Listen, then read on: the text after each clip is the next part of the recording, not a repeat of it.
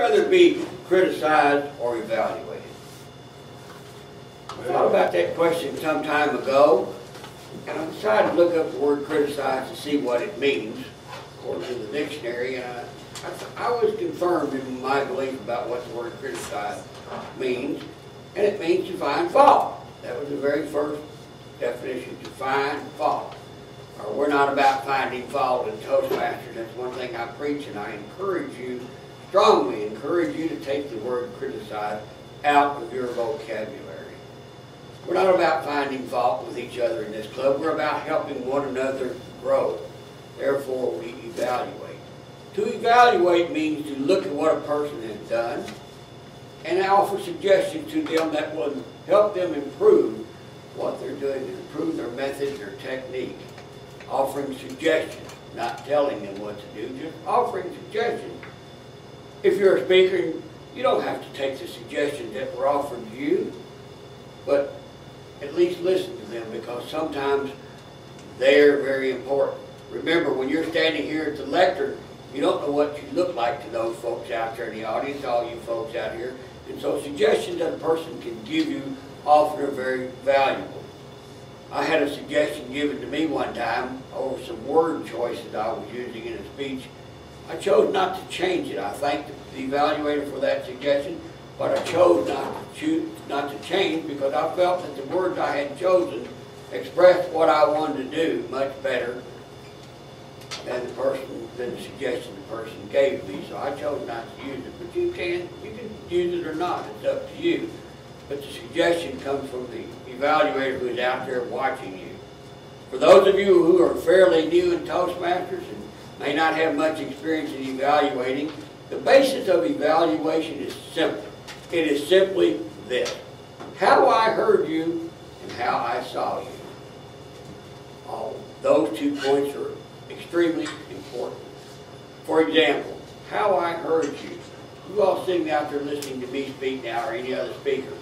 If my speech is so convoluted that you cannot follow it, and halfway through the speech you're lost and your mind's wandered off someplace else because you don't have a clue about what I am saying, then I am not effective. How I heard you. That's one way to evaluate. And if I ask you what you thought of my speech, you don't need to be a trained evaluator. You can just simply say, I got lost. Your speech was so convoluted I couldn't keep up with you. Halfway through, I was totally lost. I don't know what you were talking about. That's valuable feedback for me. How I saw you. Gestures are extremely important. They've always been a problem with me, and I don't use them very often. Sometimes you need an all-encompassing gesture such as this that will draw the audience into your speech, or some other gestures that will add impact to your speech. But there are times when speakers act like wind-up toys. They do it like that through their whole speech, and you're so enthralled with their gestures and what they're doing that you totally miss the point that they're making. So how I saw you, if gestures don't fit, then tell the speaker about it. You may go up to the speaker and say, you know, that was a good speech and I wish I'd heard it all, but you were flagging and waving around and dancing around up there so much that I couldn't keep up with you. There was a lady in this club at one time years ago that wore some shoes I think were made of wood, and the whole time she was speaking, she stayed there like that. Well, I was so distracted by that I didn't hear much of what her speech was, and I told her about it after the meeting was over, and her response, was I doing that? Yes, she was doing that. So if you're going to evaluate someone, how I heard you and how I saw you are the basic tenets of evaluation and what you need to be concentrating on. Now, as a Toastmaster, you will learn other techniques. As time goes on, you'll pick up points and learn other techniques that you can use that will make your evaluation more analytical and much more in-depth and more valuable. You'll learn things like to look for openings. Did the opening capture the audience? Did the opening bring the audience into the speaker and make them a part of the speech? Was the speech organized well?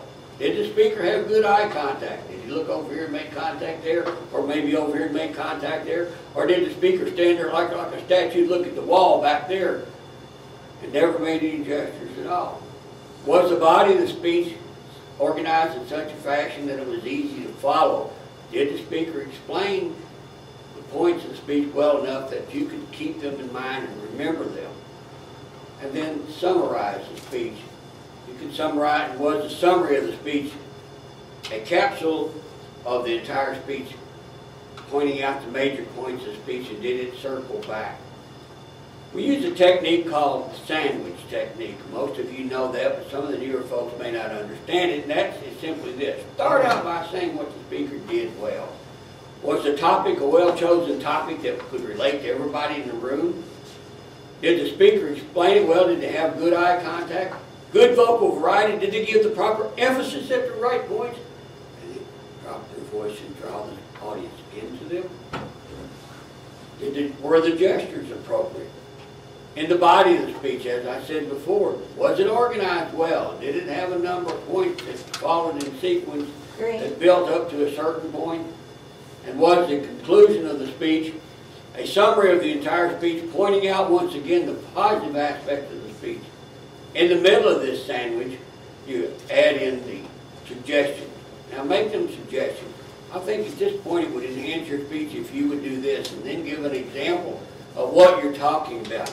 I felt like this and tell them. Always give examples that will help the speaker understand and make a better speech the next time. Always leave the evaluation on a positive note. Never end your evaluation by saying something, well, you should have done this, or you should have changed this way, or something like that. Never leave on a down note. Leave the speaker with a positive feeling.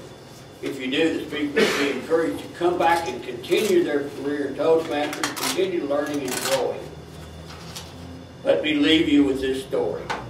When I was a kid, my two brothers and I had to do all the housework. I had an alcoholic stepmother who never turned her hand to do anything, and we had to do all the housework.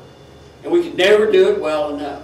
I don't care how good we cleaned the house, it was never good enough.